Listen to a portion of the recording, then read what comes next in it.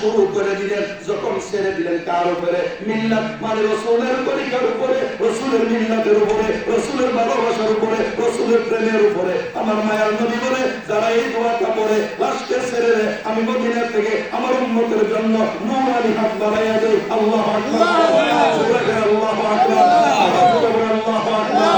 এই আমরা চাই কি চাই না? মানতে চাই কি চাই না?